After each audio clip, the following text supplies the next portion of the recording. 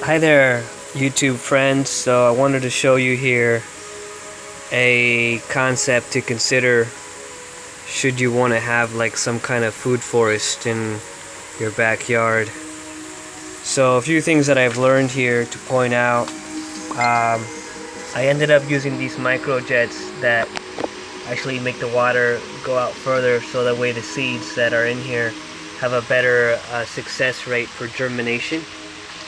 And each one of these pots has up to 8 different species.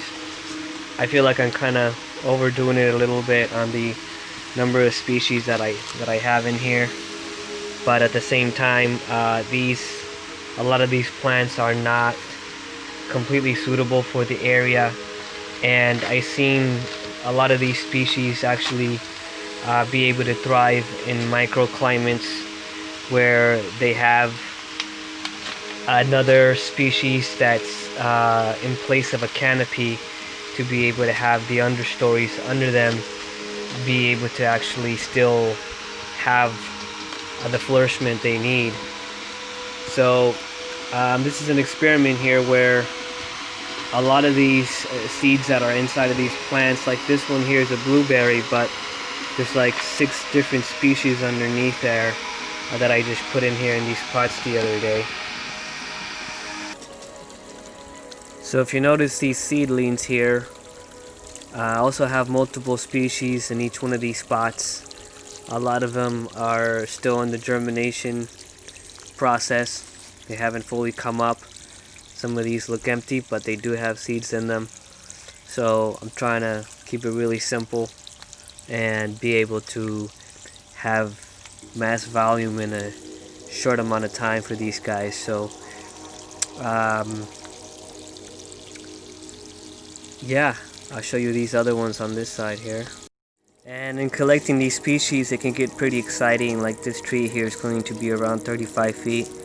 White mulberries that grow up to 4 or 5 inches. And then these here are Asian pears, avocados. Got some apricots here, pears, different species. The large ones, white, dragon fruit, white, red. Different types of berries, goji berries, the golden berries, and some of these pots I have a lot of the jackfruit trees in there.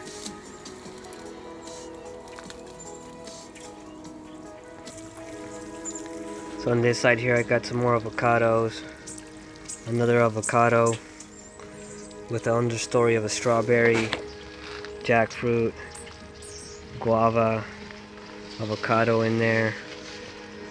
I got a lot of jackfruits and avocados because I really like their fruit, but also they are going to be part of the top story that's going to protect the other ones.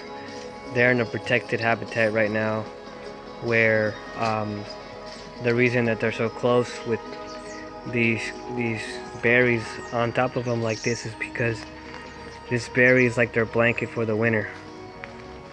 So they're kind of creating their own microclimate here, hopefully enough to stabilize to be able to put these on the area that I'll show you here in a little bit. But got different dragon fruits, another type of guava and sapote, and blackberries, pink blueberries, papayas.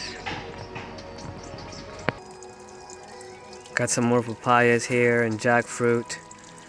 Several different species of papayas and up to 4 different species of jackfruits. And what's kind of cool is like this one back here. You can see this little guy right there that is actually a white dragon fruit. One of the reasons that I chose the jackfruits is because they grow up to 100 feet tall, and I love jackfruit. So again, got in here in these pots I do have, even though I already have a couple species here. The chickens kind of ate some of these, but I have like another like 6 species right there. Jackfruit, papaya, and then I got a lychee tree right there. I have leeches all on all these pots here as well. This tomato plant, this is its second year, still fruiting. I thought they die every year, and apparently they don't. I guess if they're in the right place. Got some more here.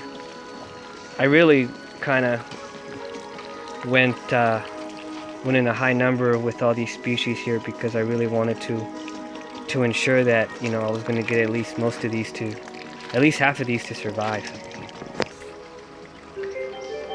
Now these on this side here have really done a nice job growing, and I suspect it's because they are in a shaded area and they don't get as much sun and they keep more moisture, since most of these are tropical species.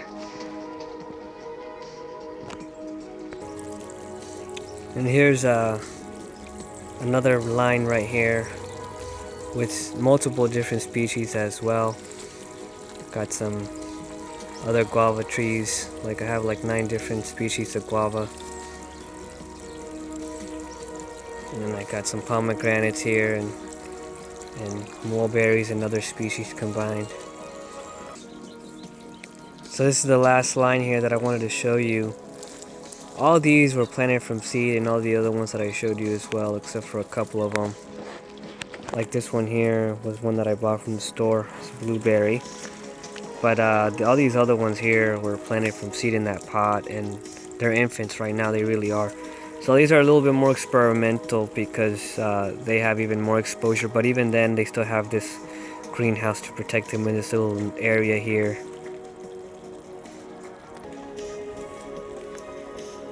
Now some of these are apples and pears of different species, and peaches, and these trees that are obviously more cold hardy are not going to be planted together. They're going to be more separated, but that section where you have trees that are very sensitive, then that's going to be a different setup.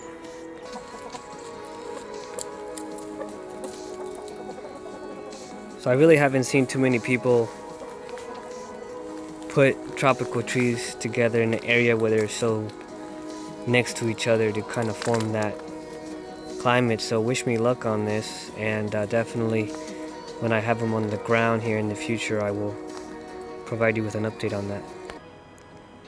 So the trees will be planted here in this area. As you can see, I have a significant amount of mulch. A couple reasons. The microbial life, it's like a blanket for the cold, protects them.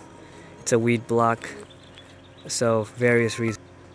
One thing that I began to do here, slightly different than the trees that I have over there on that side, is those on that side are cold hardy, so they can have the proper distance. But these here on the tripod sprinklers are a little different. They're going to be kind of much closer lines, much less separation than the ones you see over there. And also these tripods are spraying fish water. That's almost like a live compost tea type thing on a regular basis. So I'm pretty excited. Like this tree here is less than a year old, and that's a Pakistani mulberry, red one. The berries are like 4 to 5 inches long. So pretty excited to see here in the next coming years how we can make this space work. Some of these trees can grow very quickly. One of them is this tamarind tree right here in front of you. That one is less than a year old, and it looks like it's around 11 feet already. So I'll keep you posted on the next one. Thanks for watching, and I hope you have a spectacular day.